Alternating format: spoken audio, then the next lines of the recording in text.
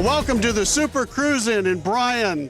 They have a special night tonight with Mopars, and we're standing, it's not exactly a Mopar, but we're standing beside a car that is a project, what they call, and with me is Rick Jesse and John Robison from over around the Ney area. And Rick, I've known you for a long time.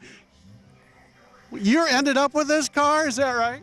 Yeah, it's a 1947 Chrysler Windsor Highlander, and I bought it off of my uncle, who bought it off of his uncle, so I'm the third owner. You sound kind of excited about this. Well, it was a project. We wanted to get it on the road this summer so I could get my aunt and uncle out and riding around in it, and took it for a drive today, and this is its second trip. Second trip for the car? Yes. All right. The first trip was just to make sure it would get outside of the garage? No, the first trip was to Defiance to Kistner's for lunch today. Okay, so you took it, so you're being classic with all the things, right? Yes, we went to an old restaurant with an old car. With an old guy. Well, how did oh, there you go. How did you decide to work on this? Well, it was just sitting in John's barn since 73. Yeah. Okay. And we just wanted to get her back on the road. It needed to get out and start running again. So what made you say, I think this is the car I want to start with? He sold it to me pretty cheap. All right. And has it been cheap to fix up? No, the parts are pretty expensive. So what do you do to find those? Well, you get online, you find there's a supplier in Massachusetts that has about everything, and that's where we've been buying parts. And how long has it taken you to get this car ready to take its drive? I bought it in November from you, and I picked it up last night is when it started running. Yeah, but I stored it all winter for you. It sounds like you stored it for a while, John. Over 40 years. Over 40 years. Now, what's significant about this car for you? For me, my uncle owned this. He bought it brand new in '47. And I just fell in love with that car, and I was only 15 at the time. Well, anyway, when he died in '72, I told my dad, when Aunt Mary wants to sell the car, let me know, because I'm going to buy it. And I did. I bought it a year after my uncle passed away.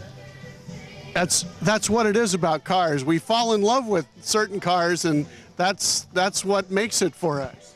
This here has got a Scottish plaid interior. The seats are all Scottish plaid, and it's a Highlander series. Well, that makes sense for a Highlander, right? And very, very rare. I was just going to ask you, that's got to be pretty rare, doesn't it? It is, very rare. It's hard to find parts for it.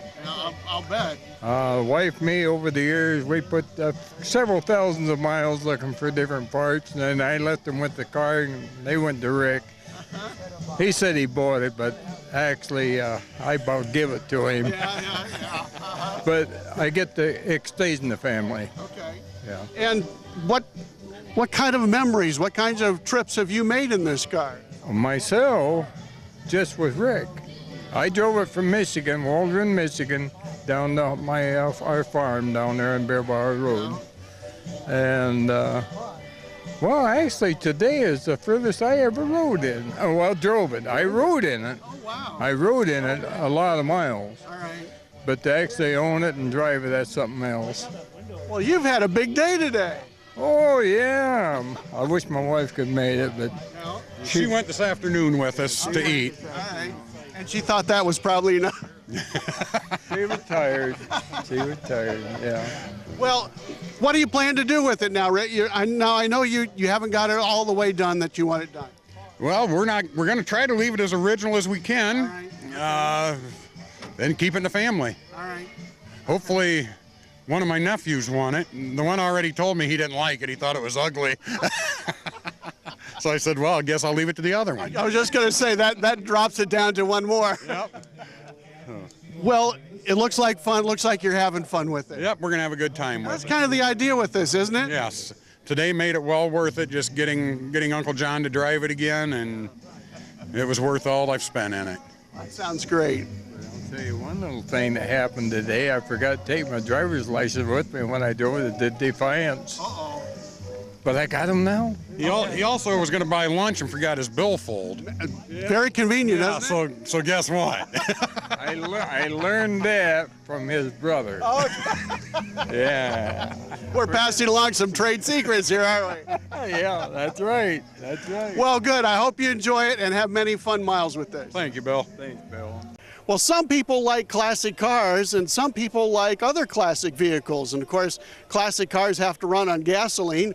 And we've got a gasoline truck here tonight at the Bryan Cruise Inn and the Super Cruise. And Bill Schooley, you've worked on this and restored this. This is beautiful. Thank you. How did you decide to do this? Well, it was my dad's, and it's set for 50 years, and we were just going to replace the wood underneath the tank, and before the Saturday afternoon was done, well, it was completely blown apart. So Isn't that the way it always is? I'm just going to do this and just minor changes, but it's been worth it. well, I'll bet it's a work of love, isn't it? It is. Tell me what you had to do then in order to restore it to look like this. Well, we took it completely down for the frame, and surprisingly, there wasn't a rust hole in the body itself. I had it was stored in a building, and the coons chewed a hole in the roof, and Okay. so I had the left front fender was pretty well shot, and the hood was gone.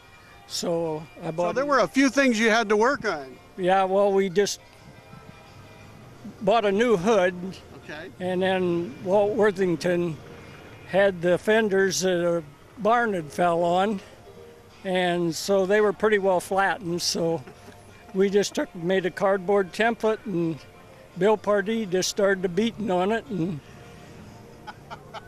You got them there. 2 days later he had them looking super. Oh So, man, that's terrific. Yeah. But All right. What about the tank? Was the tank easy to get taken care of? Yes, it was. It was. My nephews own the sawmill in Stryker, and they cut me out the rough sod oak and planed it down for me, and then I just started whittling with a router until I got it the way I wanted it. Oh wow. So, All right. So you got all the parts. Was it easy to put back together? yes, Okay. yes. The T's about as simple as you can get. Okay. There's not much to them, and so they're easy to work on. What year is this? Well, it's registered as a 1913, Okay. but in 1913 they had a wood cab on them, All right. and through the years, I'm sure, before I was born, the wood cab was shot, and so they put it's a 25, 26 cab on it. Okay. All right. So, Now you got it all put together. What about making it run? Was that easy? that was Walt's job. Walt is 90 years old, and he's still tinkering with the engines, It and is amazing what he does. it's amazing what he does. Yes. So we took her down to Walt's, and he done his magic to it, and set the spark and give it a little gas, and she fires every time, and can't ask for anything any better. When did you first get it out on the road? It was about a year ago. About a year ago. Two, Okay. 2 years ago. Okay. 2 All years right. ago. All right. Have you gotten a chance to drive it around much? No, it's not real fast. Okay. About 26 mile an hour's top speed. So right. you have to go on the back roads early in the morning where nobody's around to really enjoy it. Has any of the folks here asked you for a fill up from the tank? Yes, quite a few. Quite a They'd like it without charge too, Yeah. right? Yeah, but as Henry done, he salvaged every part that everybody ever gave him, and when we took the tank off and started working on the tank, each one of those rivets in that tank are leaded. And so I don't know what they done on the inside, but they're lead on the outside of every one of them. So there's a lot of lead on that. Now you said this was your father's, This was my father's. so he was a Sinclair distributor. drove for Day Oil Company in Edgerton for 47 years. So he was very familiar with them. I'll bet so. And I'll bet the entire family loves this, don't they? Yeah, everybody looks at it and they say, where's the pump? And if you got a minute, I'll show you the pump. This is your pump right here. That's the pump? Hangs right on there, and you had a bar that went like that, fill it up with 5 gallons, and then he'd take it and climb a ladder and dump it in the tank. So. And did he distribute this mostly to farmers around the area? Farmers around the area. Yeah. I never knew what the 3 tanks were for. There's 3 individual compartments in there. We know one was gas and one was probably diesel fuel or kerosene. All right. But I don't know what else. I don't know what else he was No. hauling. But... Put her pedal on the right's your forward gears. You push down on it and you're in low gear. If you release the emergency brake completely forward, that shifts it into high gear.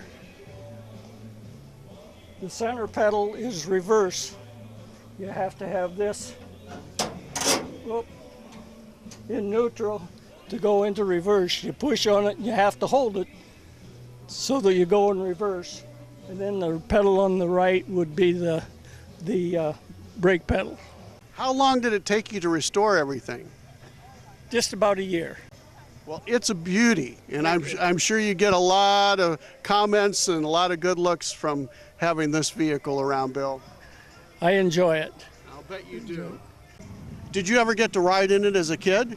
I did. I have pictures of where I was probably 7 or 8, and we went to Wauseon to a parade, and coming back from Wauseon, we got down to what used to be the hub service station there on Union Street, and turned the corner and the front end locked up, and we kind of took the side out of a brand new Chevy. Oh, here at the BryanSuperCruise Inn, and I know it's Mopar night, but we're standing in front of a Camaro that I happen to really love. This is Denny Robison. Denny, tell me about your Camaro. Well, it's all original, pretty much motor, transmission, that kind of stuff. The only deal is I put different wheels on it, but with the exception of that, it's pretty much all original stock. The color is original. So. Yeah, that's sea mist green, right? Yeah, that's it. Yeah, you remembered. I do. I remember a few things in life, not many. But how'd you first get the car? Dale Stoner had the car, and I purchased it from him. So his wife was going to have twins, and so we finagled a deal. So she had twins, and you got a Camaro. Yeah. Well, actually, we bought it from my boy. He drove it junior, senior year at high school up here at Bryan. So. All right. So, and then he was going to go to college, and I said, oh, you're not taking that to college. So we bought him a Chevette to go to college. That wasn't nearly as much fun. Oh, yeah, but it was all to my advantage. Yeah, Because he was just up the other day, and he said, oh, you got different wheels and stuff on it. I said, I'm still playing with it. When I get done playing with it, you can have it back. So, but he's into Harleys right now. So how long have you had it? Well, let's see. I would say 86, 85, back in there, because he graduated in 88. So. And you have had fun with it. Oh yeah, definitely. Yeah, we got Junior in the back seat, so yeah.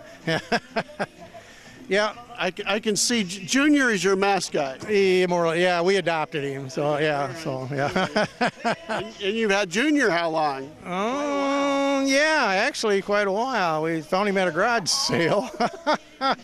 Oh my goodness. And I couldn't talk the other guy into buying it, so he talked me into buying it.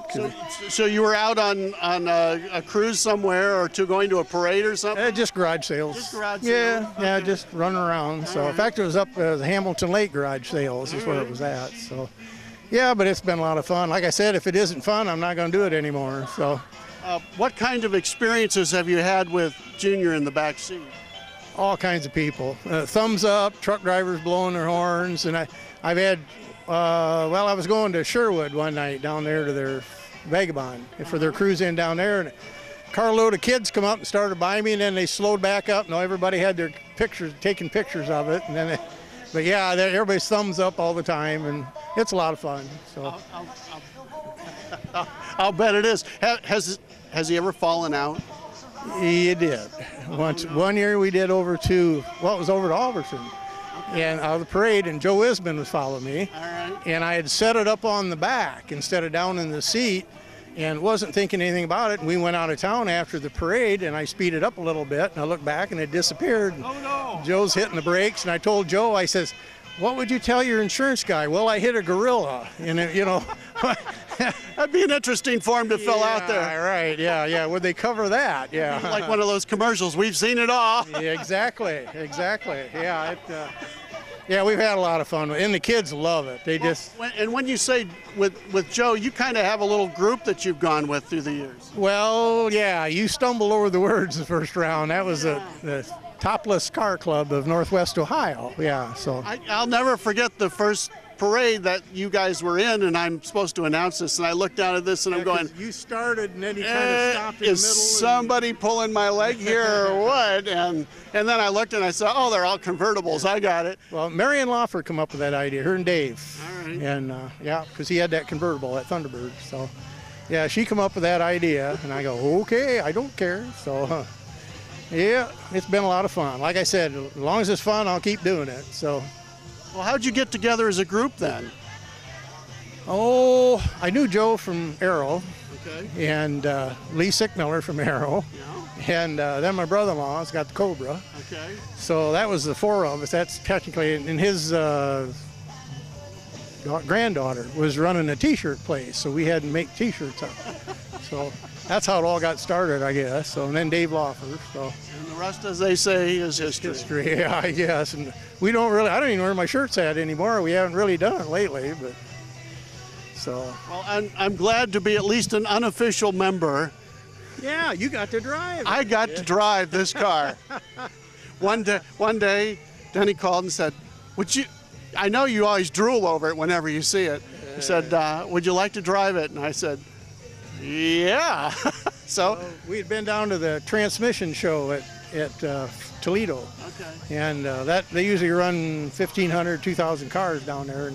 And I was just coming home, and I got on my cell phone, and I said, I wonder if Bill's around. So I didn't wait twice on that answer. No, there was no hesitation. Well, we had a great time. That was very nice of you, because this is a very nice car, and that's kind of the fun part of doing this. Exactly. It's just fun to drive it around, and like I said, all the kids are going, look at the gorilla. Because when I worked down to Sodders, I drove over there one night for the SuperCruise at Wasion, and I stopped in there to see the guys that brake, and the one guy says, well, start her up. So I started up, and he goes, well, I don't hear it. And I said, it's stock. I said, it's not loud. I said, I kind of like it that way. You go through a town, and you see people on the front porch, and I go, oh, look at that car, and you can hear them. Where if I had loud exhaust, you wouldn't be able to hear them. So it's nice and quiet, and that's the way I like it. They listen to the radio. My vet was the other way. It had side pipes, and it was so loud you couldn't talk, you couldn't hear the radio. So you have any particular special memory that sticks out as going around to different cruise-ins or parades or that kind of thing with this car?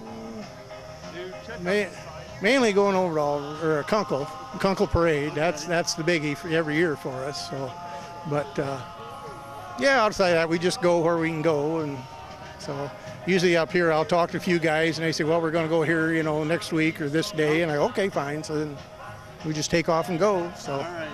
So, yeah. Well, good to see you here at the BryanSuperCruise Inn, and I guess. Yeah. Junior. Yeah. Well, somebody wanted to know his name, and I said, the first name's King, the last name's Kong. So they got it. Yeah, they got it. Thank you, Denny. Yes, sir. Take care. Well, here at the BryanSuperCruise Inn, it's Mopar night, and really should talk to somebody who's got a Mopar here. Roy Stevenson from Bryan, you've got a beautiful CUDA here. How long have you had this? Thank you. I'm the original owner. You're the original owner, a 1970 Hemi CUDA? Yes. I ordered it when I got out of high school. I ordered it second day of September and got it around the first day of the year. Oh, wow. And you got to pick everything that's on it yourself? Mm-hmm. So what's special about this car? Tell me about it. Well, it's a 1970 Hemi Cuda.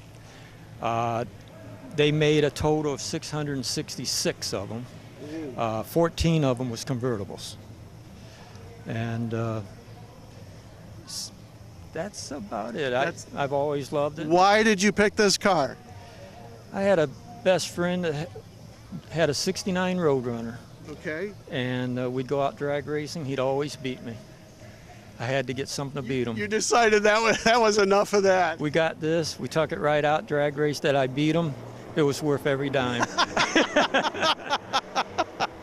Well, I see the sticker is still on it. So what did it cost in 1970 to buy a nice Hemi Cuda? Just over $5,000. Oh my! I think it's $5,050 something. That probably seemed like a lot then. Yes, I was making just over $2 an hour. So you had saved up quite a bit in order to get this? Yeah, continuously. I'll bet you did. Did you have this in your dreams at night? You were thinking about getting it? Oh yeah, I had. Back then, you cruised through McDonald's and Burger King. Yeah. I had dreams of cruising through McDonald's and the girls would come running. When I got it, found out the girls didn't come running, and I didn't have no money to go cruising. Oh no! But I had a lot of fun with it. I'll bet you did. Why did you choose this color? You like this color? Actually, they had a light yellow in '69, like a canary yellow. That's what I really wanted. When I went up and checked this car out, they didn't even have a picture of it. They had a promotional model, and this is the only yellow it came with. And I had my heart set on yellow, so I just went with yellow.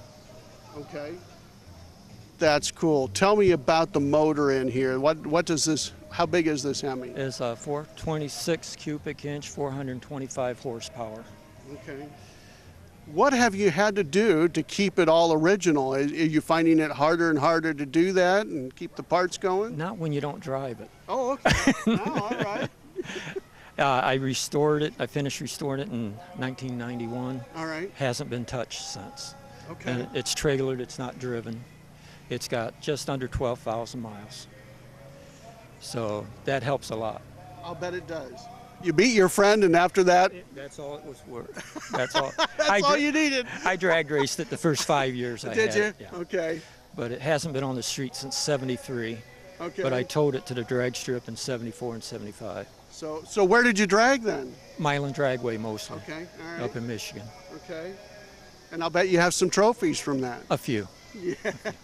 Did you have to build an extra room one? No, not. I shoved them in the corner. Okay, all right, all right.